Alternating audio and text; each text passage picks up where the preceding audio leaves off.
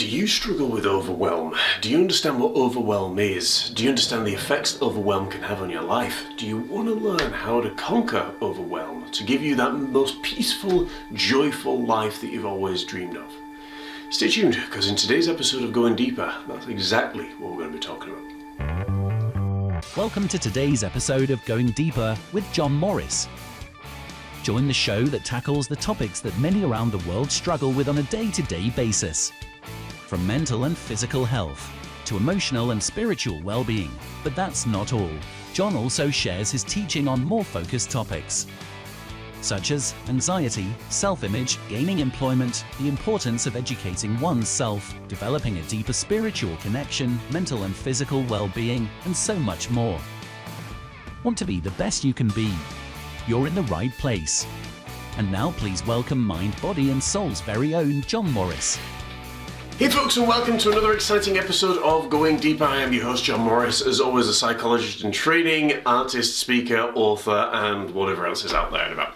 Guys, today we are talking about overwhelm, and it's important for anything, as we've said before, to understand what overwhelm is. Overwhelm is where you literally fear everything that is coming towards you. It's like the picture is so big and grandiose that you cannot physically comprehend. So what actually happens then when we're overwhelmed? Well, the chances are that we cut and run. When things seem so big, we run in the opposite direction. So, for example, if I was to say to you, okay, we're going to do a podcast together, you and I. Now, you might think that's a really good idea, John. But if I said to you, okay, well, we're going to do a podcast one day, and then when we finish the podcast, we're going to begin building on the website. And when we're finished on the website, we're going to begin building on social media. And when we're finished on social media, we're going to begin speaking around the world. And when we're finished speaking around the world, we're going to write a book together. When we finish writing the book together. Now, what that's doing to you, if you're listening to me at this point, is that's severe overwhelm. But that's what goes on, believe it or not, in a person's mind. That's what's going on all the time. When you see the big picture and it is too big for you, it is very, very difficult. People can only hold so many what we call bowling balls at once. So for example, if you imagine having a conversation with me, and I told you everything I knew about overwhelm. Each thing that I knew was a bowling ball. Now you may be able to hold maybe 1, 2, maybe 3 bowling balls, okay, depending how strong you are and how old you are and technique and all that kind of stuff. But maybe any more than 5, that's going to be difficult. Now imagine I covered each one of those bowling balls in oil. So they're really slick, they're really slippery. You could probably hold 2, maybe 3 maximum, okay? That's what happens whenever we are hearing a million different messages or we're faced with a decision like getting a new job or getting our first job or exams or leaving school or going to university, which university to choose. There's a lot of overwhelm that's there. So, what are the effects of overwhelm? The effects of overwhelm is that you become stressed, you become anxious, you become worked up, worried, you don't sleep as much, you don't exercise as much, and your body just goes through an enormous amount of stress. Grab a pen and paper, because this part's really important. What is the secret to stopping overwhelm? My secret that I use, and I have used this now for years, is to create lists. Now, equally, you may look on a list and say, my goodness, this is all I've got to do. I've got 15 things. Literally, I had 15 things this morning to do. This is the last of them. And you make a list, but you make a list for today, okay? You make a long-term list and you make a list for what you can do today. So say for example, you had 25 things and you've got a deadline of maybe 2 weeks. Well, for example, if you had 2 weeks to do that, okay, and you said, I want to try and get done between 3 and 5 things per day, okay? That's a great goal, and you can take the weekends off to rest and chill out and have some fun, okay?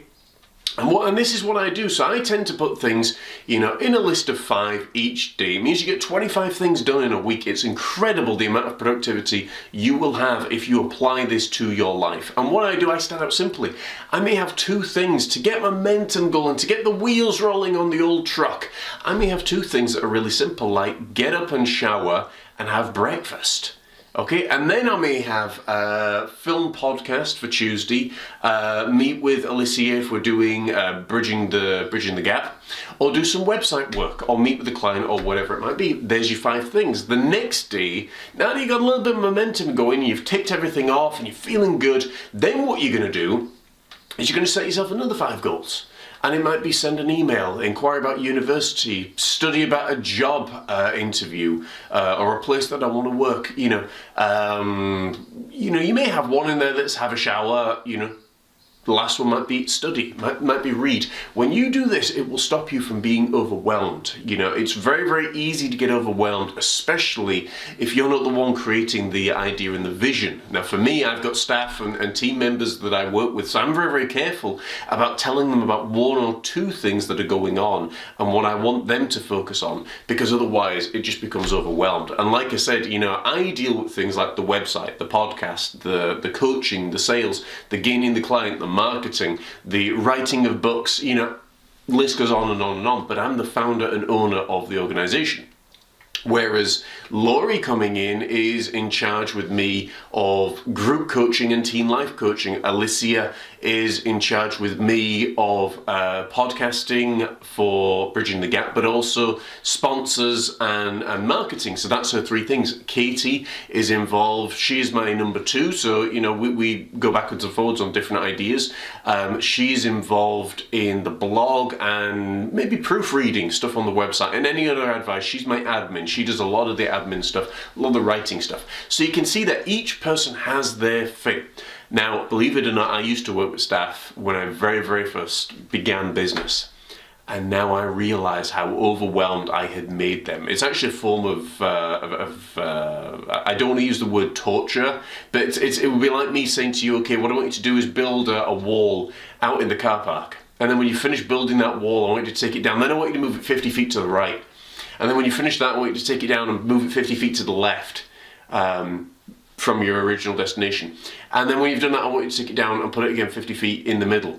When people are left to their own devices, their minds spiral. When they haven't got a clear plan, they go all over the place. And that method is literally a form of torture. When you give people too much to do, or when you have too much to do, it is actually a form of torture, because you can't get anything done and literally your brain just spins all over the place.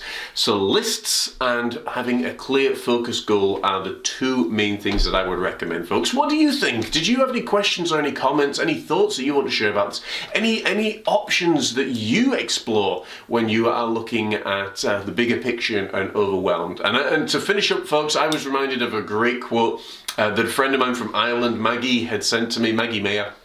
And she said, John, you can't eat the whole elephant at once, but you can eat it bite by bite. I've never been a fan of eating elephant, if I'm honest, but you get the metaphor. Guys, I want to thank you so much for watching. Don't forget to like, share and subscribe. Tell a friend, because it could be the very thing that helps them in their hour of need. Get in touch with us if there's anything that we can do. We are offering life coaching for a select group of one-on-one clients. It is very, very select. We've got a few spaces that are left open. If you're interested in learning how to get from where you are to where you want to be, building a life, bulletproofing your self-image, developing the kind of life that your teenager or that you yourself want, get in touch with us at thebattlesweallface.com. Places are limited, and we've got group coaching available for teenagers that's happening right now, which is fantastic. Laurie and I are actually running a course right now which is called Teen Life Coaching, and there are still, if you're looking to come on, there's still an option and an opportunity to come on, even in this early stage. I think we're actually in session 2 or session 3 at the moment, and it's a phenomenal course. We've got a great group, and we're changing lives, which is fantastic, and those lives are going to change other lives, so we're really excited about it. Get in touch with us at thebattlesweallface.com. Comment below. We can send you all the information that you need to get in touch with us. And of course, if you'd like to support the show, you can at patreon.com/mind, body and soul. And there's some great stuff on there as well, folks. So as always, I've been your host, John Morris. This has been Going Deeper, the show that helps you go a little bit deeper, get a little bit clearer, and helps you get from where you are to where you want to be. Till next time, take care, God bless, and I'll see you soon.